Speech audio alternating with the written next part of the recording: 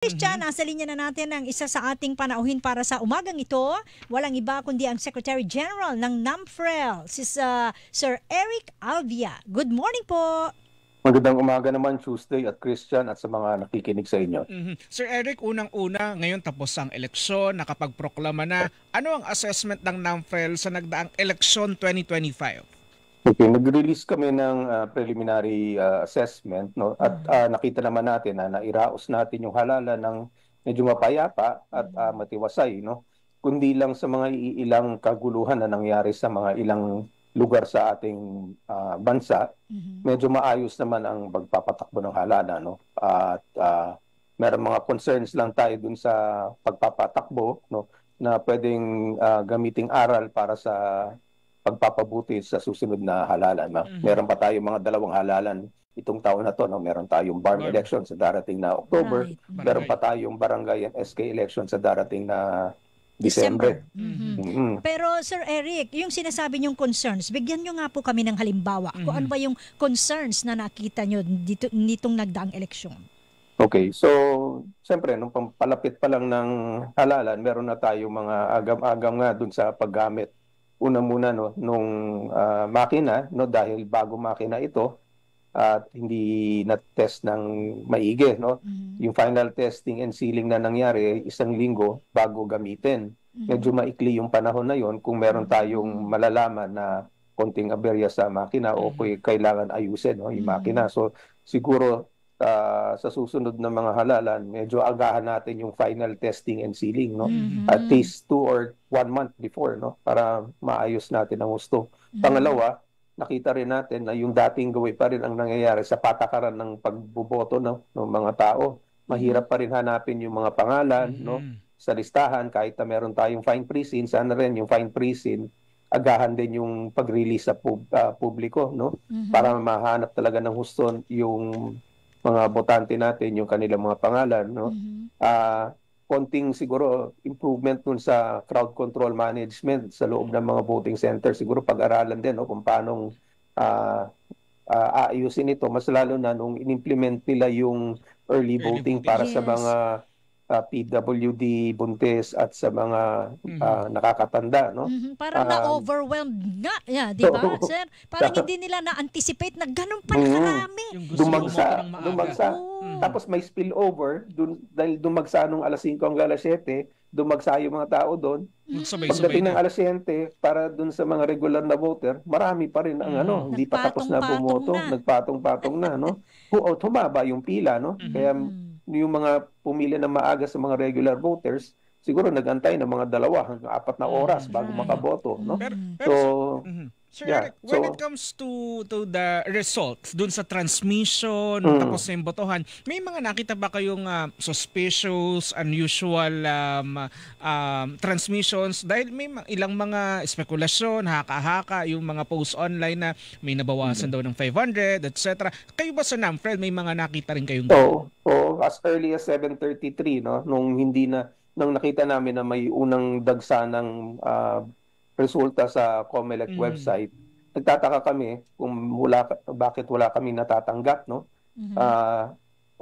Dahil ang pinag-usapan dati sa COMELEC ay yung mga interested parties katulad ng media, citizens arm, pati mga political parties makakatanggap sabay-sabay galing sa automated counting machine. Wala tayong pinag-uusapan na server or router, no? Ngayon, dahil dito, nagtataka kami, mga 2 oras o halos 2 oras kalahati, wala tayong natatanggap, di ba? Pati kayo sa media, no? Nadanasan nyo yan, no? Wala tayong natatanggap. Tapos nung unang dagsa ng datos, puro headers lang at headers lang ang lumalabas, no? At walang laman yung datos. Pagdating lang naman siguro bago nag-alas 10 ng gabi, saka lang pumasok yung datos. Sa bilang na yan, siguro umabot na ng almost 60% yung COMELEC, nauna na sila, no? So, dun sa ano na yon, sa behavior ng datos na yon, nakikita natin na meron pa ring konting pag-control, no? May throttling of the data, no, na nangyari. At it appears, no, there's a server, no? There's still a server and there's still a router na kung saan iniipon muna yung mga datos bago ibigay sa atin. Pre-na-process muna nila. Ngayon, doon na yun nagbibigay ng bala para sa mga tao na, nako, meron na naman minamanage na naman yung laman ng data na to. Ngayon, nakadagdag pa dito ng mga alauna ng umaga, nakita natin na merong lumobo ng mga halos 5 milyong boto, no? Dun sa COMELEC website, tapos tinanggal nila, no? Mga 1:30 o 2 o'clock. Nalaman natin na yung previous data, kasi lumalabas yung data every 15 minutes, yung previous data na kinakarga nila, nasobrahan nila, may duplicate votes, no? Ng mga almost 5 million. At tinanggal nila lang ngayon. So ngayon, nakadagdag pa yon sa pagdududa ng tao, no? ng taong bayan, no? Sa resulta, no? Siyempre lumabas na dito, no? Ang nakadagdag ng pananalita doon sa haka-haka na anak ko, ito na yung umpisa ng dagdag bawas, no? So itong mga pangyayari ito, sana may iwasan ito kung talagang tinupad ng COMELEC yung pinag-usapan nila, no? At in-arrange dati na from the automated counting machine. Diretso. Oo, diretso sa atin lahat, no? Pero ano ba nangyari, sir? 'Di ba supposed to be from yung transmission ng ERs direkta dun sa mga for example, Citizens R, media, tama po ba? Dapat diretso nga. So, 'yun ang hinihingi namin paliwanag sa COMELEC. Simula pa lamang nung Monday pa lang hinihingi namin yung mga binibigay nilang mga kasagutan ay hindi convincing dahil how do you explain the lag of the data? Kahit na sabihin mong may machine conversion to human readable conversion, no, ng mga datos, hindi ganoon katagal, no, na mangyayari yun. At yung conversion, yung decryption ng mga data na tatanggap natin, sa atin yun, no, tayo, no, media, Citizens R, pati political parties ang gagawa noon. Wala silang pakialam doon. Pero wala ang tanong wala tayong natatanggap Yun yung talagang issue So yun ang nagbibigay ng pagdududa, no. So Sir Eric, moving forward, mayroon na po ba kayong latest na pakikipag-ugnayan sa COMELEC para makapag-set kayo ng meeting at malinawan itong mga bagay na ito para rekta maipaliwanag sa inyo ng COMELEC kung ano yung talagang nangyari? Meron na kami mga statements at sulat, no, sa COMELEC na siguro inantay lang natin, no, patapusin muna nila yung ginagawa nila ngayon kasi nagproklama pa lang sila. Pero patapusin muna yung ginagawa nila at siguro papag-usapan ulit namin kung ano nangyari ba talaga, no? Tapos meron pa tayong Joint Congressional Oversight Committee on the Automated Election System, no, na i-convene dapat, no, ni siguro. Hindi ko alam kung sino yung bagong magiging chairman nito, na dapat i-convene kaagad at alamin kung ano nangyayari.